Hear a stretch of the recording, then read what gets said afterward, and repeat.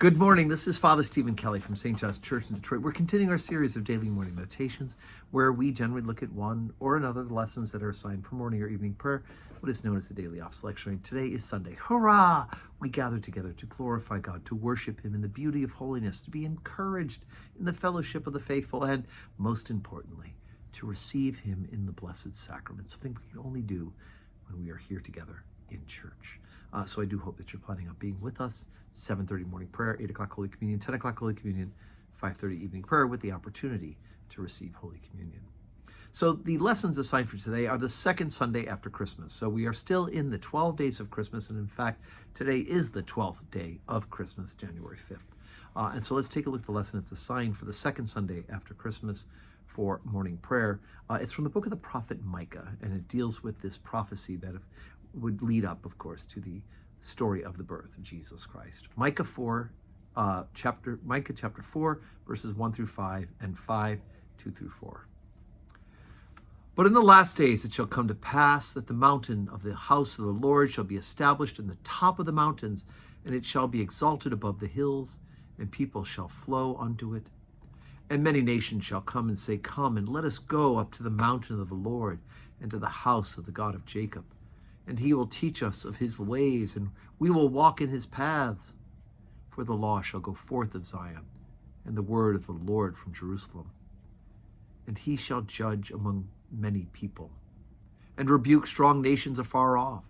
And they shall beat their swords into plowshares, and their spears into pruning hooks. Nation shall lift up a sword against nation, neither shall they learn war any more.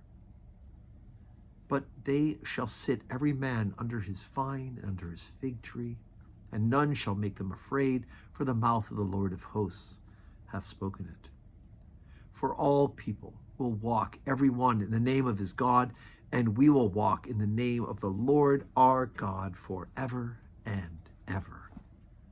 But thou, Benjamin Ephrathah, though thou be amongst the thousands of Judah, yet out of thee shall come forth unto me that is to be ruler in Israel, whose going forth have been from old, from everlasting. Therefore he will give them up until the time that she which travaileth hath brought forth.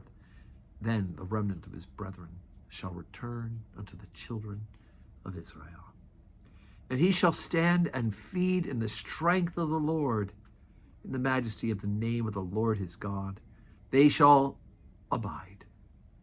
For now shall he be great unto the ends of the earth. Okay, so you have a bit of both, right? You have both Micah talking to the people of Israel who are in exile, the Babylonian exile, talking about the coming of a great leader that'll bring them back. But there's also a reference to more future end times, to a Jerusalem that is not necessarily a place, but a Jerusalem that is a concept, right? The holy of holiest that is beyond bricks and mortar. And of course, the ruler is one from Benjamin, right? The tribe of Benjamin. And who is that? Well, it's the descendant of the tribe of David, Jesus Christ. So we hear the prophecy of Jesus, right, in and through the scriptures. And here it is for us, especially this Christmas prediction of the birth of Jesus. So I do hope I'll see you today in church, that we can glorify God together and receive him in the Blessed Sacrament. And may you have a Sunday that is full of blessings.